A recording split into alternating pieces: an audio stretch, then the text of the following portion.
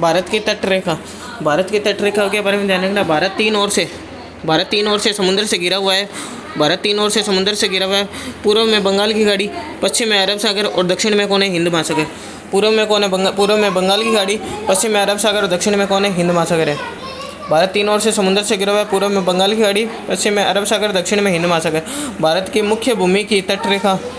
भारत की मुख्य भूमि की तट रेखा की लंबाई कितनी है? 6100 किलोमीटर है।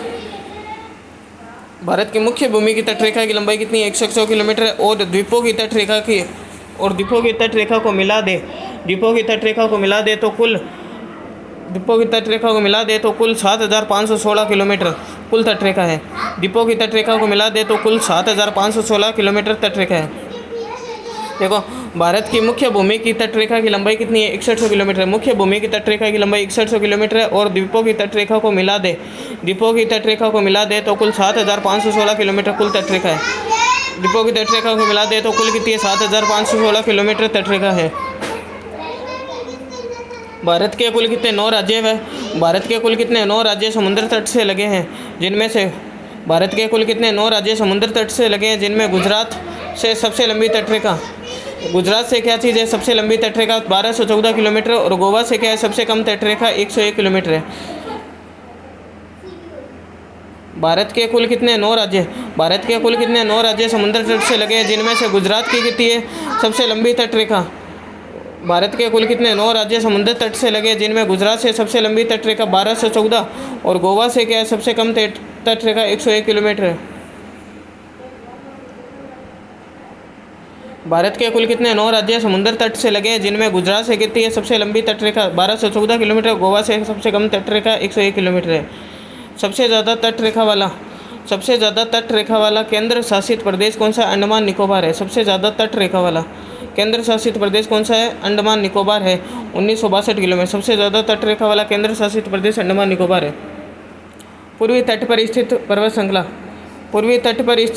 श्रृंखला को पूर्वी घाट और पश्चिमी तट पर स्थित पर्वत श्रृंखला को क्या बोलते हैं? पश्चिमी घाट कहते हैं। पश्चिमी घाट को सह्याद्री पर्वत के नाम से जानते हैं। पूर्वी घाट को महेंद्रगिरी पर्वत से।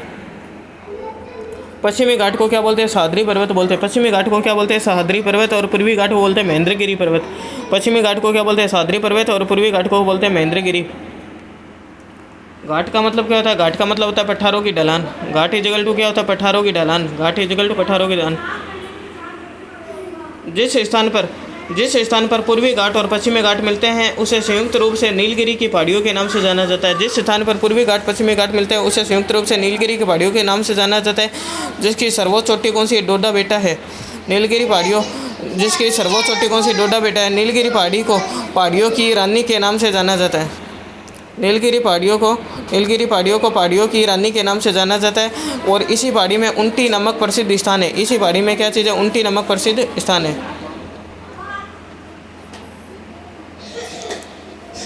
पूर्वी तटीय मैदान की नदियाँ किसका निर्माण करती है? डेल्टा का निर्माण करती है। और पश्चिमी तटीय मैदान की नदियाँ ज्वार नदमुख का निर्माण करती है। पूर्वी तटीय मैदान है, इसकी नदियाँ किसका निर्माण करती है? डेल्टा का निर्माण करती है। पूर्वी तटीय मैदान की नदियाँ डेल्टा का निर्माण करती है। पश्चिमी तटीय मैदान की नदियाँ ज्वार नदमुख का निर्माण करती है। पश्चिमी तटीय मैदान की नदियाँ ज्वार नदमुख का निर्माण करती है। आगे पश्चिमी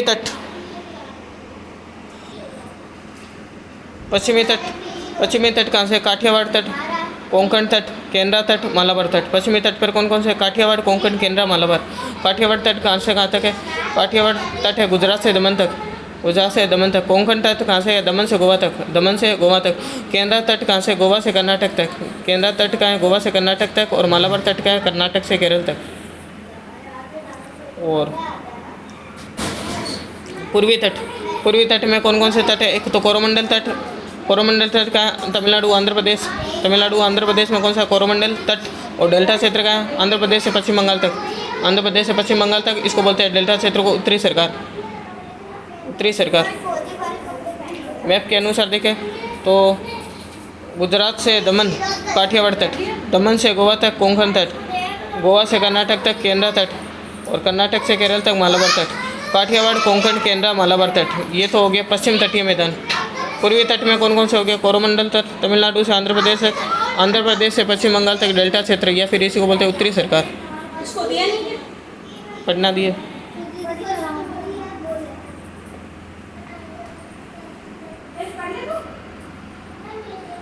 भारत के कितने राज्य तट रेखा से लगे हैं? 9 राज्य तट रेखा से लगे हैं। भारत की तट रेखा की कुल लंबाई कितनी है? 7,516 किलोमीटर है। भारत के किस राज्य का समुद्र तट सबसे अधिक लंबा है? भारत के किस राज्य का समुद्र तट सबसे अधिक लंबा है? गुजरात का। किस तट से भारत का औसत समुद्र तल नापा जाता है? चेन्नई तट से। चेन्नई से। तमिलनाडु आंध्र प्रदेश के तट को किस नाम से जाना जाता है? कोरोमंडल तट। किस राज्य की समुद्र तटीय सीमा सबसे छोटी है? गोवा की। कृष्णा तट एवं केप कैमोरी के मध्य स्थित है। कोरोमंडल तट। कृष्णा तट एवं केप कैमोरी के मध्य स्थित है कोरोमंडल तट। केप कैमोरी को क्या बोलते हैं? कन्याकुमारी बोलते हैं। केप कैमोरीन को क्या बोलते हैं? कन्याकुमारी। उड़ीसा के आसपास का तटीय मैदान और महानदी का डेल्टा क्षेत्र उत्कल मैदान के नाम से जाना जाता है। उड़ीसा के आसपास का तटीय मैदान और महानदी का डेल्टा क्षेत्र उत्कल मैदान के नाम से जाना जाता है।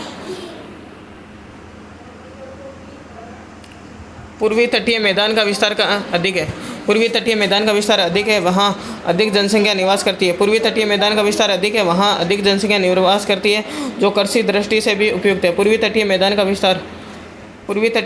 विस्तार क्या है? अधिक है, वहाँ अधिक जनसंख्या निवास करती है, जो कृषि दृष्टि से भी उपयुक्त है।